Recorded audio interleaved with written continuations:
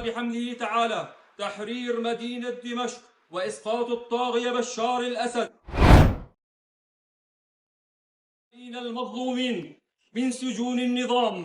إن غرفة عمليات فتح دمشق تهيب بالإخوة المجاهدين والمواطنين والحفاظ على جميع ممتلكات Syria के तानाशाह बशर अल असद को अपने परिवार के साथ रूस में भागकर शरण लेनी पड़ी है, क्योंकि सीरिया पर कब्जा हो चुका है उस शख्स का या उस संगठन का जो ओसामा बिन लादेन को अपना गुरु मानते थे। जी हां, हयात तहरीर अल शाम, सीरिया का जो बागी गुट था, उसका सीरिया पर कब्जा हो गया है और सबकी निगाह इस शख्स पर है, अबू मोहम्मद अल जुलानी, जो सीरिया का नया शासक है। इस वक्त कहा जा सकता है दोस्तों कि मध्यपूर्व में नया कोहराम मच गया है, क्योंकि हम ये सोच रहे थे कि इस वक्त तनाव सिर्फ इसराइल और ईरान के बीच में है, इसराइल और फलस्तीन के बीच में हालात बद से बदतर होते जा रहे थे, मगर अब सीरिया में तख्ता पलट हो गया है। एक तरह से कहा जा सकता है कि जिस परिवार का सीरिया पर 50 साल से ज्यादा वक्त तक राज था, उनका तख्ता पलट हो गया है और अब बागियों का कंट्रोल हो गया है पूरी सीरिया पर। मगर सबसे बड़ा सवाल कि सीरिया की जो तानाशाह है बशर अल असद इस वक्त कहां है। जैसे कि आप देख सकते हैं, ये पुरानी तस्वीर है जहां रूस के राष्ट्रपति व्लादिमीर पुतिन के साथ वो दिखाई दे रहे हैं। मगर जो खबर आ रही है वो मैं आपको बतलाना चाहता हूं कि वॉशिंगटन पोस्ट के मुताबिक इस वक्त सीरिया के तानाशाह बशर अल असद जो हैं वो रूस में मौजूद हैं। उन्होंने दमिश्क से एक विमान लिया और अपने परिवार के साथ जो है वो रूस पहुंच गए हैं। इस बारे में क्रेमलिन के सोर्सेज, क्रेमलिन के सूत्र, रूसी क्रेमलिन के सूत्र क्या कह रहे हैं आपकी स्क्रीन पर। रूस की सरकारी समाचार एजेंसीज ने खबर दी है कि सीरिया के अपदस्थ राष्ट्रपति बशर अल असद और उनका परिवार मॉस्को में है और उन्हें शरण दी गई है। यह जानकारी इस्लामवादी नेतृत्व वाले विद्रोहियों द्वारा सीरिया पर नियंत्रण करने के कुछ घंटों बाद सामने आई है। क्रेमलिन के एक सूत्र ने टैस और रिया नोवस्ती समाचार एजेंसी को बताया कि असद और उनके परिवार के सदस्य मॉस्को में पहुंच चुके हैं। रिपोर्ट में बताया गया है कि रूस ने मानवीय आधार पर शरण दी है। रविवार को अधिकांश समय सोशल मीडिया पर फ्लाइट ट्रैकर्स असद के रहस्यमय ठिकानों के बारे में अटकलें लगा रहे थे। जी हां दोस्तों, असद कहां जा सकते हैं, सबकी निगाह जो है फ्लाइट ट्रैकर्स पर थी। यह बताया जा रहा था कि वो ईरान भी जा सकते हैं, क्योंकि आप जानते हैं ईरान और सीरिया, जब तक बशर अल असद वहां पर राष्ट्रपति थे, उनके संबंध बहुत करीबी रहे हैं। आज इस कार्यक्रम में मैं आपको यह बतलाने वाला हूं कि दरअसल हयात तहरीर अल शाम का मुखिया अबू मोहम्मद जुलानी कौन है। मैं आपको यह भी बतलाने वाला हूं कि इस घटनाक्रम का आगे क्या असर पड़ने वाला है, क्योंकि इसराइल को मौका मिल गया है और सीरिया के साथ जो उसका बफर जोन था वहां पर उसने कब्जा कर लिया। उसकी हम चर्चा करेंगे दोस्तों, मगर सबसे पहले मैं आपको यह मानचित्र दिखाना चाहता हूं। यह वो मानचित्र है सीरिया का जो तहरीर अल शाम के कब्जे से पहले का मानचित्र था। जैसे कि आप देख सकते हैं, इसमें बाकायदा दिखाया गया है सीरिया के अधिकतर हिस्से पर बशर अल असद का हिस्सा था। जो आप ग्रे में हिस्सा देख रहे हैं, ग्रे रंग में जो हिस्सा देख रहे हैं, यहां पर बशर अल असद का हिस्सा था, कब्जा था उनका। और तुर्की समर्थित सीरियाई विद्रोही और तुर्की सेना का जो लाल रंग आप देख रहे हैं, वहां पर जो तुर्की समर्थित सीरिया विद्रोही और तुर्की सेना, क्योंकि हयात तहरीर अल शाम उसे समर्थन मिल रहा था तुर्की का, ये जो लाल हिस्सा है उनका जो कब्जा वहीं तक सीमित था। उसके अलावा जो आप ऑरेंज हिस्सा देख रहे हैं आलेपो का, यहां पर सीरियाई विद्रोहियों का कब्जा था, यानी कि कहा जा सकता है यहां पर कब्जा था जुलानी का। मगर होता क्या है दोस्तों, मैं आपको बतलाना चाहता हूं। आलेपो पर पहले ही उनका कब्जा था, उसके बाद वो अपना दम दिखाते हैं आलेपो के ठीक नीचे हमा पर, और हमा के बाद जुलानी कदम रखते हैं होम्स में, और जैसे ही वो होम्स में कदम रखते हैं, बशर अल असद समझ गए हैं कि उनका टाइम पूरा हो चुका है, और तब वो अपने पूरे परिवार के साथ एक प्लेन में सवार होते हैं और रूस का रुख करते हैं। इस बारे में बीबीसी का क्या कहना है आपकी स्क्रीन पर। सीरिया में विद्रोही समूहों ने एलेपो, हमा और होम्स शहर पर कब्जा करने के बाद राजधानी दमिश्क में कब्जा कर लिया है। इसके बाद विद्रोहियों ने सीरिया की आजादी की घोषणा कर दी है। उनका कहना है कि तानाशाह राष्ट्रपति बशर अल असद देश छोड़कर भाग गए हैं और सीरिया अब आजाद है। सीरिया के प्रधानमंत्री जो बशर अल असद के साथ थे, उन्होंने यू टर्न ले लिया है, क्योंकि वो जानते हैं कि हयात तहरीर अल शाम हर उस शख्स को निशाना बनाने वाला है जो बशर अल असद के करीब थे। इसीलिए सीरिया के प्रधानमंत्री ने अपने तेवर बदल लिए हैं। वो क्या कह रहे हैं आपकी स्क्रीन पर। सीरिया के प्रधानमंत्री मोहम्मद गाजी अल जलाली ने कहा है कि वो दमिश्क में ही मौजूद हैं और लोगों के हित में काम करने के लिए तैयार हैं। सोशल मीडिया पर जारी एक संदेश में उन्होंने कहा है, सीरिया एक आम देश की तरह बन सकता है जिसके अपने पड़ोसियों और दुनिया के दूसरे मुल्कों के साथ अच्छे संबंध हो। इस बीच विपक्षी नेता हादी अल बहरा ने कहा है कि दमिश्क सुरक्षित है। बहरा ने अरबी न्यूज चैनल अल अरबिया से कहा कि असद की सरकार गिर गई है और सीरिया के इतिहास का काला युग बीत चुका है। और मैं आपको बताना चाहता हूं कि अबू मोहम्मद जुलानी ने सीरिया की सबसे बड़ी मस्जिद में लोगों को अपना संबोधन दिया और ऐलान कर दिया कि किस तरह से अब सीरिया पर उनका कब्जा है। यह वीडियो अब से ठीक 6-7 घंटे पहले सामने आया। दोस्तों, देखते हैं इस वीडियो को और मैं फिर उसकी चर्चा करता हूं। At this moment, we should come together for a moment to observe some silence and offer some prayers to pray to God Almighty and thank Him for this victory.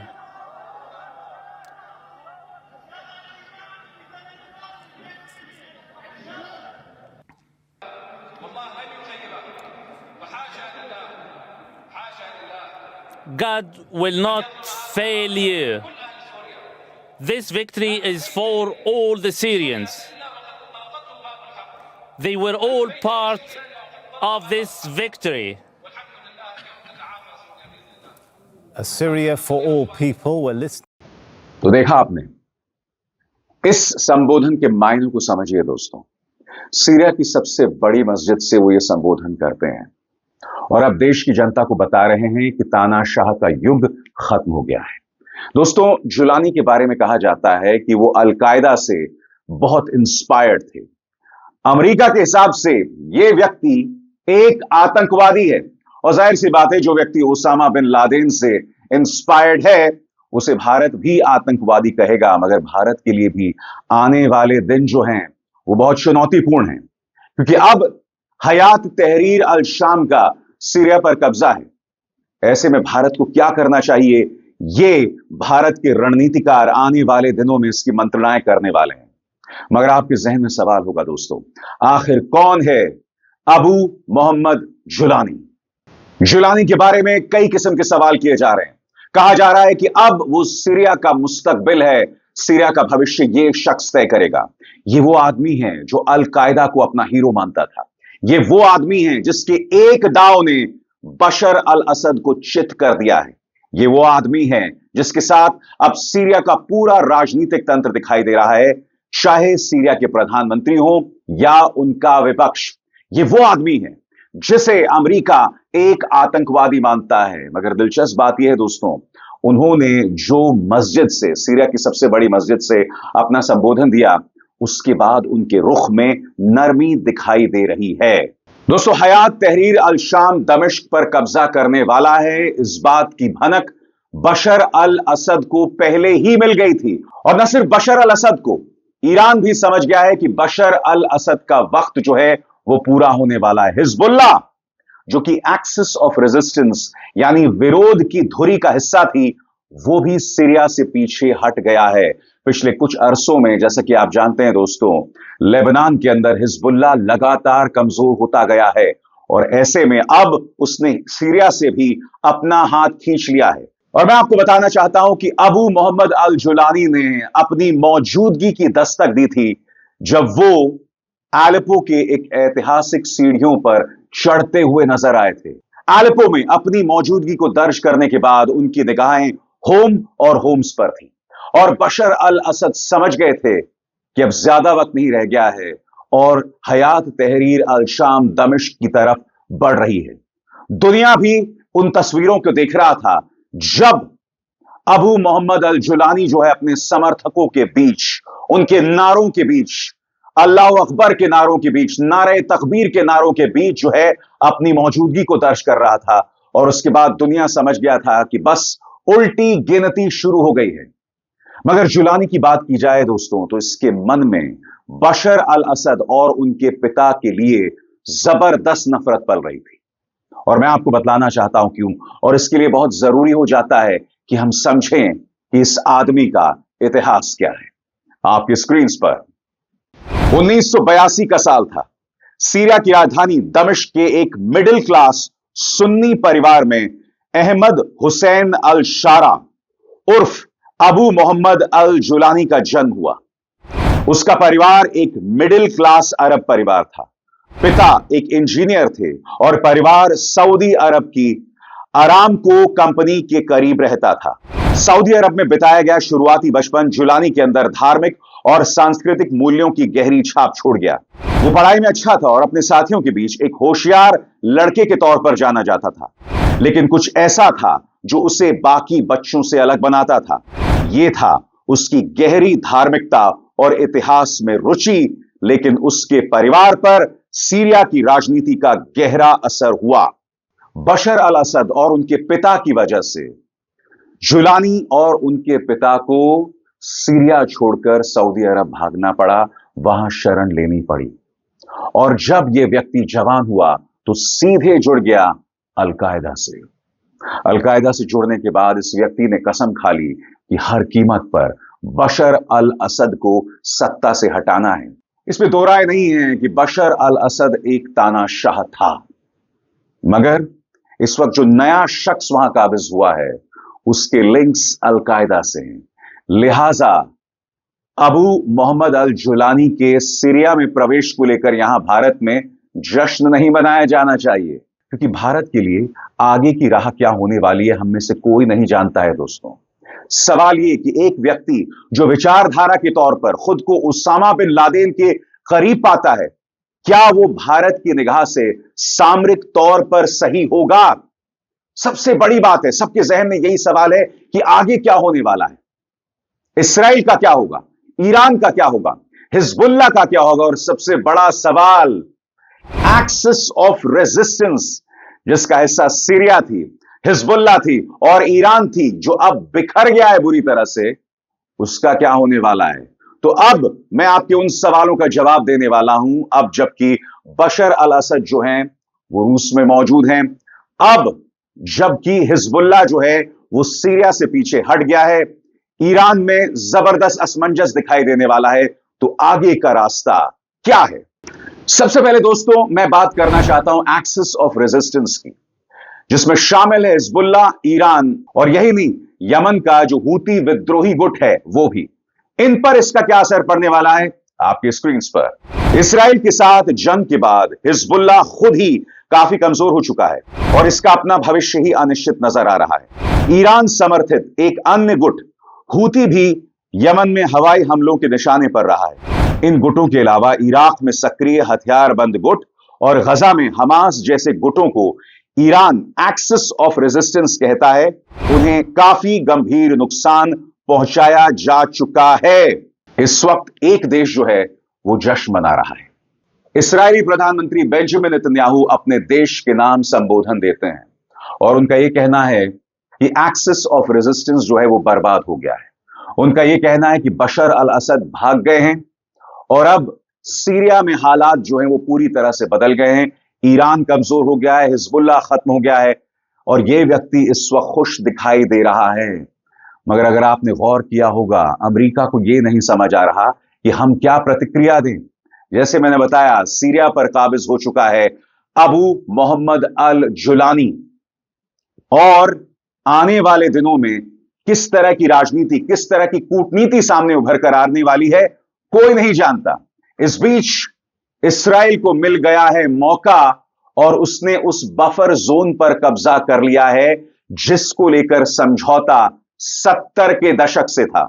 जी हां, यह कहा गया था कि इस बफर जोन में ना Syria कदम रखेगा और ना इसराइल, मगर जैसे ही सीरिया की सेना पीछे हटती है, इसराइल उस पर कब्जा कर लेता है। और इसका ऐलान बेंजामिन नेतन्याहू ने राष्ट्र के नाम संबोधन के साथ किया। क्या कहा गया आपके स्क्रीन पर? अपने संबोधन में नेतन्याहू ने कहा कि असद का पतन अपने साथ इसराइल के लिए अवसर और जोखिम भी लेकर आया है, जिसमें सीमा क्षेत्र भी शामिल है। उन्होंने कहा कि शनिवार को उन्होंने इस्राएली बलों को क्षेत्र में बफर जोन और निकटवर्ती रणनीतिक पदों पर नियंत्रण लेने का निर्देश दिया, यानी बफर जोन पर कब्जा करने का ऐलान किया। अपने संदेश में नेतन्याहू ने दावा किया कि मौजूदा बफर जोन को नियंत्रित करने वाला 1974 का समझौता सीरियाई सैनिकों द्वारा अपना पद छोड़ने के बाद ढह गया है। मैंने कहा ना आपको, 70 के दशक में सीरिया और इसराइल के बीच में समझौता था। नेतन्याहू ने कहा कि इसराइली नागरिकों की सुरक्षा के लिए उन्हें इन इलाकों पर कब्जा करना पड़ रहा है, यानी कि इसराइल को मौका मिल गया है। और यकीन मानिए, इसराइल अब इस बफर जोन पर जो है बगैर जंग के अपने कब्जे को छोड़ने नहीं वाला है। मगर सबसे बड़ा सवाल, हयात तहरीर अल शाम के सीरिया पर कब्जे के बाद इसका क्या असर पड़ने वाला है, तो मैं आपको बतलाना चाहूंगा दोस्तों। हयात तहरीर अल शाम, जिसे HTS भी कहते हैं, उसका इतिहास बहुत ज्यादा हिंसक रहा है। और मैं आपको बतलाना चाहता हूं कि इस बारे में अल जजीरा क्या कह रहा है आपकी स्क्रीन पर। HTS की जड़ें अलकायदा से जुड़ी हैं और उसका अतीत काफी हिंसक रहा है। हालांकि यह गुट पिछले कुछ साल से खुद को एक राष्ट्रवादी ताकत के रूप में फिर से स्थापित करने की कोशिश कर रहा है। उनके हालिया संदेशों में भी कूटनीतिक और मेल मिलाप वाली भाषा नजर आती है, लेकिन कई लोग इससे सहमत नहीं हैं और ऐसे लोग उस बात को लेकर चिंतित हैं जिसे शायद सीरियाई शासन को गिराने के बाद अंजाम देने की योजना बन रही होगी। ठीक उसी समय सीरिया में नाटकीय सत्ता परिवर्तन से शासन के शीर्ष पर एक खालीपन आ सकता है, जिसकी वजह से अराजकता और इससे कहीं ज्यादा हिंसा शुरू हो सकती है। मगर अगर सीरिया का पूरा विपक्ष और बशर अल असद के करीबी जो प्रधानमंत्री हैं पूरी तरह से जुलानी के पीछे खड़े हो जाते हैं, तो इस अराजकता पर लगाम लगाया जा सकता है।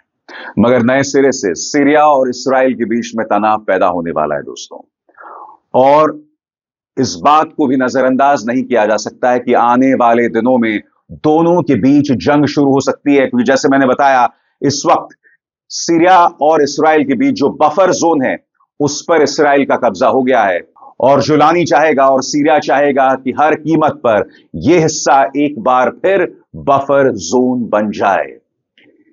यानी कि आने वाले दिन तनाव भरे होंगे, अराजकता भी हो सकती है, और इस पूरे इलाके में नए कोहराम को जन्म दे सकता है। अभिसार शर्मा को दीजिए इजाजत। नमस्कार। स्वतंत्र और आजाद पत्रकारिता का समर्थन कीजिए, सच में मेरा साथी बनिए। बहुत आसान है दोस्तों, इस ज्वाइन बटन को दबाइए और आपके सामने आएंगे ये 3 विकल्प, इनमें से एक चुनिए और सच के इस सफर में मेरा साथी बनिए।